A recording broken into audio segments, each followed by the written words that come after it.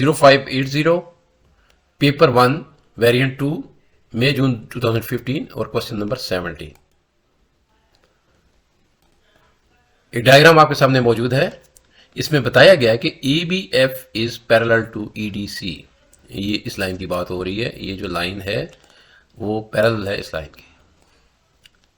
अच्छा, उसके बाद EDA is equal to 37 degree. यहाँ पे ये एंगल हमें दिया गया है, ये ऑलरेडी यहाँ पे 37 डिग्री मौजूद है। और उसके बाद है कि जी ADB इज राइट एंगल, यहाँ पे इस एंगल की बात हो रही है। ये एंगल जो है, ये एंगल ये 90 डिग्री का है। And BC is equal to BD। अब इस लाइन, इस ये जो साइड है ट्राइंगल का, कहा जा रहा है कि ये इक्वल है इस साइड के। इसका मतलब ये हुआ कि ये आइसोसेलेस ट्राइंगल है यहाँ पर। अब हमें कहा गया कि find value of x, y and z। तो इनकी वैल्यूज हमने फाइंड करनी है। तीन एंगल्स हमारे पास हैं, यहाँ पे x और ये y और z, ये तीन एंगल्स हमने फाइंड करने हैं। अच्छा, तो शुरू करते हैं स्टूडेंट्स। ये आप यहाँ पे देख सकते हैं कि ये Z शेप मौजूद है। इस Z शेप के अंदर जो एंगल्स मौजूद हैं इन्हें Z एंगल्स कहा जाता है और ऑल्टरनेट एंगल्स भी कहलाते हैं।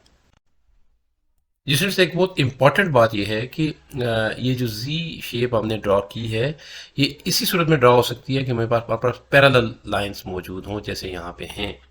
ये लाइन और ये लाइन पैरेलल है, इसलिए हम ये Z शेप ड्रॉ कर रहे हैं। अगर पैरेलल लाइन नहीं होगी तो हम Z शेप ड्रॉ नहीं कर सकते।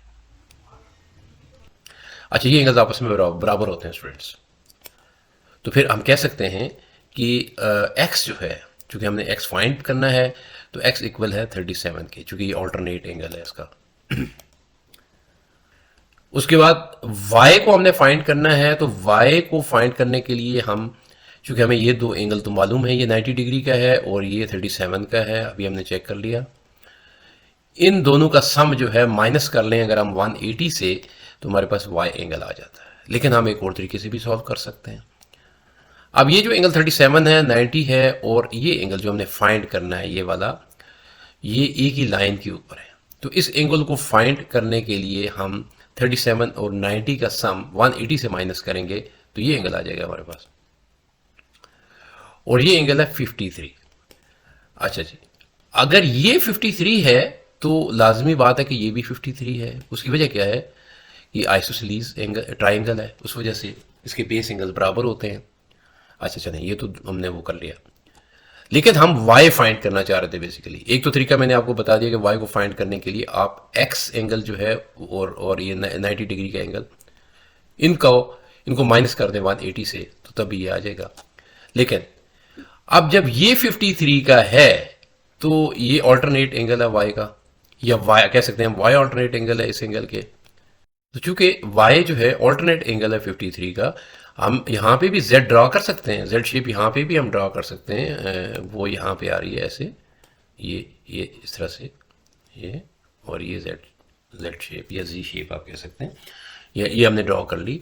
तो आप इसको z एंगल कह लें या आप इनको ऑल्टरनेट एंगल कह लें। बहरहाल दोनों तरह से एक ही बात है कि जो 53 एंगल, ये जो एंगल है 53 वाला, ये इक्वल है y के। तो इस तरह से ये इसका y का सोल्यूशन हमने ले लिया है कि y इज इक्वल टू 53, क्योंकि ऑल्टरनेट एंगल है। तो अब हमारे पास x और y दोनों एंगल्स हमने फाइंड कर लिए। अब तीसरा जो एंगल है z एंगल, उसकी बात कर लेते हैं। यहाँ पे ये जो मांगा गया है, तो आपके सामने चूंकि इस ट्राइंगल के बेस एंगल्स हमें पता है 53 और ये भी 53, तो इसका मतलब ये हुआ कि 180 से अगर हम इन दो एंगल्स का सम माइनस कर दें तो हमारे पास ये एंगल भी आ जाएगा, और वो बन रहा है 74 डिग्री। इस तरह से जो तीनों एंगल्स हैं x, y और z, उन्हें हमने सॉल्व कर लिया है।